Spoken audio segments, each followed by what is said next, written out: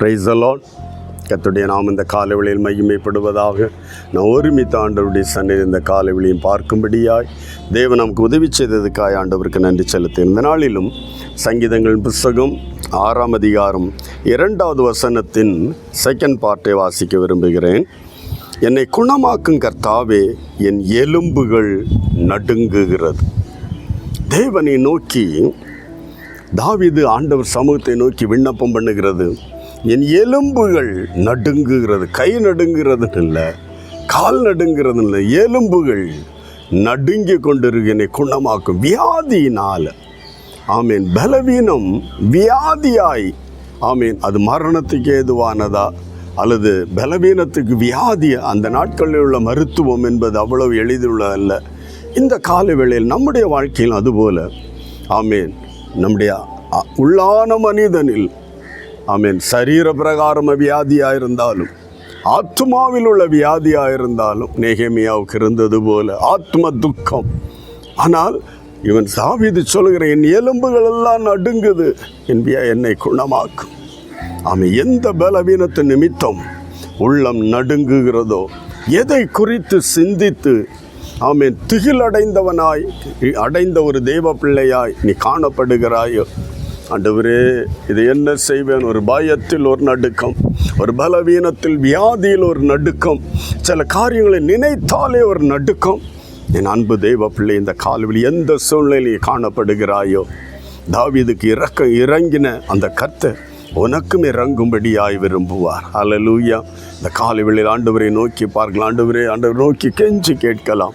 நம்ம இருந்த உள்ள அவஸ்தையை ஆண்டவரிடத்தில் அறிக்கையிடல். ஆண்டவரே, நான் பலனற்று போனேன், மட்டுமல்ல என்னுடைய எலும்பெல்லாம் நடுங்குது, என்னை நீங்கள் குணமாக்குங்கப்பா. வியாதியாய், உள்ளத்தில் வியாதி, மனதில் ஒரு வியாதி, சரீரத்தில் ஒரு வியாதி, மருத்துவம் எடுத்தும் சுகமாகாத ஒரு நிலை. இந்த காலவெளி பரலோக தகப்பனை நோக்கி பார்க்கலாம் ஒருமித்து. அல்லேலூயா. ஆமென். தேவன் இரக்கமுள்ள தேவன், குணமாக்குவார். மனதுருகி தொட்டு குணமாக்கின கர்த்தர் இயேசு இந்த பூமியில் இருந்த நாட்களில் உன்னையும் தொட்டு குணமாக்குவார். ஒருமித்து செபிக்கலாமா?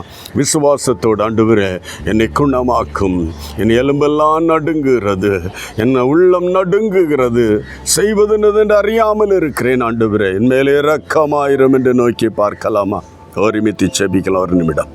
அன்பு தகப்பனே, என்னோடு இணைந்து செபிக்கிற தெய்வ பிள்ளைகளை உம்முடைய கரத்தில் ஒப்பு கொடுத்து செபிக்கிறேன். அன்பு ராஜாவே, சரீரத்திலும் உள்ளத்திலும் ஆத்துமாவில் ஒரு நடுக்கம் பிடித்து கொண்டிருக்கிறதா? அவருடைய இருதயத்தில் ஒரு நடுக்கம், காரியங்களை நினைத்து என்னமாய் முடியுமோ என்று நினைத்து, அல்லது வியாதி நிமித்தம் சரீரத்தில் ஒரு பலனற்ற நிலைமை நடுக்கம் பிடித்திருக்கிறதாப்பா?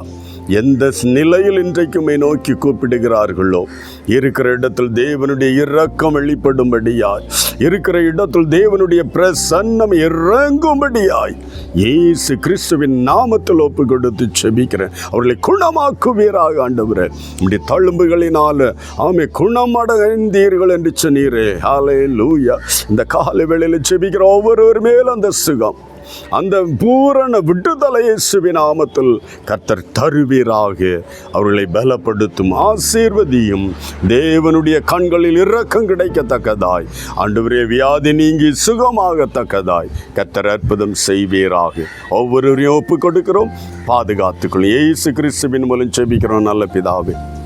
ஆமென், ஆமென். கர்த்தர் உங்களை குணமாக்குவார். God bless you. Praise the Lord.